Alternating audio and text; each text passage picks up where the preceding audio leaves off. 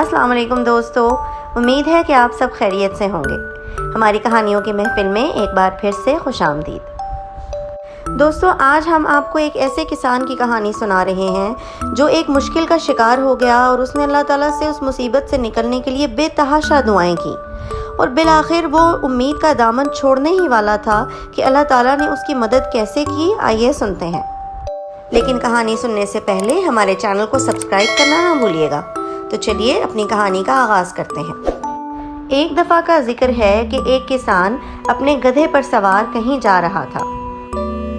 راستے میں گدھے کا پاؤں پھسلا اور وہ ایک گہرے گڑھے میں جا گرا۔ کسان نے بہت زور لگایا اور اسے باہر نکالنے کی بہت کوشش کی، مگر کوئی فائدہ نہ ہوا۔ کسان بہت پریشان ہوا کیونکہ قریب ترین گاؤں بھی کئی 100 کلومیٹر دور تھا۔ دور دور تک کسی سواری کے کوئی آثار نہ تھے اور سورج کی تپش بھی بڑھتی جا رہی تھی، یعنی کہیں سے بھی مدد ملنے کا کوئی امکان نہ تھا۔ کسان کو کچھ سمجھ نہیں آ رہا تھا کہ وہ کیا کرے۔ اس نے اللہ تعالیٰ سے دعائیں مانگنی شروع کر دی کہ اے میرے رب، مجھے راستہ دکھائیں، میں کیا کروں، میں بہت پریشان ہوں۔ جب بھی نماز کا وقت ہوتا وہ چند کلومیٹر دور دریا پر جاتا اور وضو کر کے نماز پڑھتا اور اس کے بعد لمبی لمبی دعائیں مانگتا۔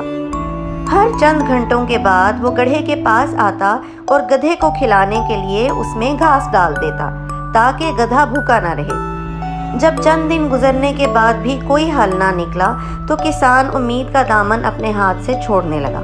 اس نے گدھے کو زندہ دفنانے کا فیصلہ کیا اور اس پر مٹی ڈالنی شروع کر دی۔ جب وہ مٹی ڈالتا اور گدھے کو خود پر وزن محسوس ہوتا تو وہ مٹی کو جھاڑتا اور اس پر کھڑا ہو جاتا۔ دوستو، اسی طرح کسان مٹی ڈالتا گیا اور گدھا اس کو جھاڑ کر اس پر کھڑا ہوتا گیا۔ جیسے جیسے کسان مزید مٹی ڈالتا گیا، گدھا مزید اوپر آتا گیا اور بالآخر وہ گڑھے سے باہر نکل آیا۔ کسان اتنا خوش ہوا جتنا وہ کبھی نہیں ہوا تھا۔ اس نے شکرانے کے طور پر فوراً سجدہ شکر ادا کیا۔ دوستو، اس کہانی سے ہم نے یہ سیکھا کہ اگر ہم اپنی زندگی میں آنے والی پریشانیوں کو جھاڑتے جائیں اور ان پر کھڑے ہوتے جائیں، یعنی ان سے سیکھتے جائیں، اور اس کے ساتھ ساتھ اللہ تعالیٰ سے بے تحاشا دعا اور کوشش کو جاری رکھیں تو انشاءاللہ ضرور ایک دن کامیابی ہمارے قدم چومے گی۔ اس خوبصورت سی اخلاقی کہانی اور بہترین سبق کے ساتھ ہم آپ سے اجازت چاہتے ہیں۔ انشاءاللہ ایک نئی کہانی میں پھر سے آپ سے ملاقات ہوگی۔ تب تک کے لیے اللہ حافظ۔